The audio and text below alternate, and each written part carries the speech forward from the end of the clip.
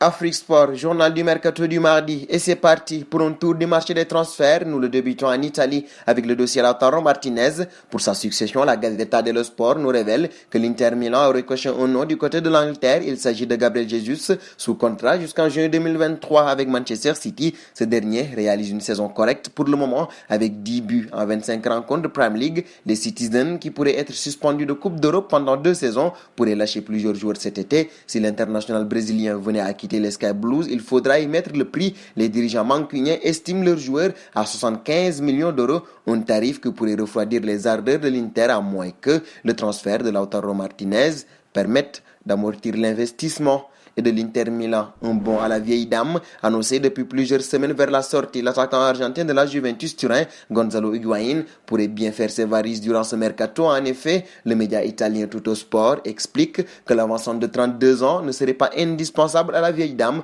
et il ne sera pas retenu en échange d'une offre de 25 millions d'euros. À noter qu'un prêt ne sera pas étudié par les bianconeri qui, avec la situation sanitaire et économique, ont également besoin de liquidité. Une mauvaise nouvelle pour certains prétendants du joueur, comme l'Olympique de Marseille, pour qui l'ancien joueur du Real Madrid, Chelsea ou encore Naples restera juste un fantasme donc. Toujours en Italie, parlons de Kalidou Koulibaly. Le président de Naples avait prévenu, il n'était pas question de céder son excellent défenseur pour une somme inférieure à 100 millions d'euros. Liverpool vient de le constater en voyant une offre de 65 millions d'euros pour l'international sénégalais repoussée par le club italien. C'est ce que révèle le quotidien Le Corriere dello Sport dans son édition. Les Reds sont les premiers à se manifester concrètement pour obtenir la signature du vice-champion d'Afrique. Ce dernier est espéré à Anfield afin de constituer une charnière en béton avec l'arrière-garde néerlandais Virgil van Dijk. Les Merseyside devraient très vite revenir à la charge pour Koulibaly, le mercato estival ne faisant que commencer et ils ont encore du temps devant eux pour tenter de boucler ce dossier. Les leaders de la Premier League gagneraient, cela dit, à ne pas trop traîner non plus, puisque notre club de Premier League a aussi le sociétaire de Naples dans son viseur. Il s'agit de Manchester United. Nous filons désormais en France, après avoir ravelé la mise concernant Tanguy Kouassi, qui va prochainement signer son premier contrat professionnel avec le Bayern Munich. Le champion d'Allemagne aurait un nouvel espoir du Paris Saint-Germain dans le viseur. Selon le site Goal, il s'agit d'El Shadaïl Bichiabou, jeune défenseur central de 15 ans au physique déjà imposant, 1m95. Ce dernier est considéré comme un grand espoir du PSG. Surclassé, il évolue déjà avec les U17 nationaux du club parisien. International U16 tricolore, il serait en discussion depuis plusieurs mois déjà avec les dirigeants du club de la capitale pour une prolongation de contrat, sans plus d'avancée pour le moment. Si des ralentissements sont aperçus dans ce dossier, nul doute que le géant bavarois pourrait rapidement passer à l'action pour l'attirer. Le Bayern Munich tiendrait là 2 joueurs à vocation défensive issus de la réserve du Paris Saint-Germain.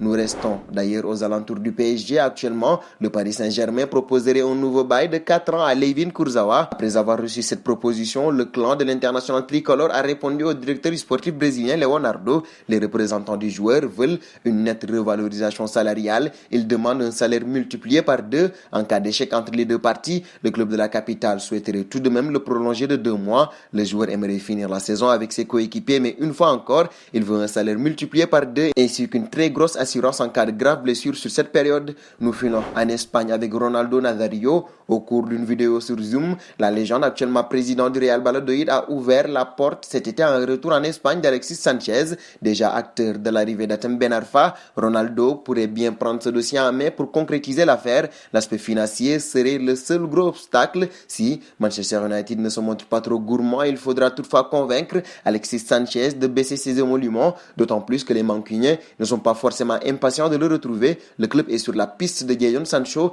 et ne pourra pas se permettre de garder les deux. Il évolue au même poste et touche un salaire conséquent. Dans cette histoire, Alexis Sanchez sera forcément le joueur sacrifié. Nous resterons en Espagne avec le dossier Léo Messi, actuellement lié jusqu'en juin 2021. Il va prochainement prolonger son contrat avec le club catalan de FC Barcelone. D'après les informations du quotidien madrilène Marca, l'international argentin va paraphrer un nouveau bail jusqu'en juin 2023 avec les Blaugrana. Messi va tout simplement disposer des mêmes conditions avec un salaire annuel estimé à 35 millions d'euros, mais surtout, le septuple Ballon d'Or va conserver la possibilité de casser unilatéralement son contrat au terme d'un exercice s'il le souhaite.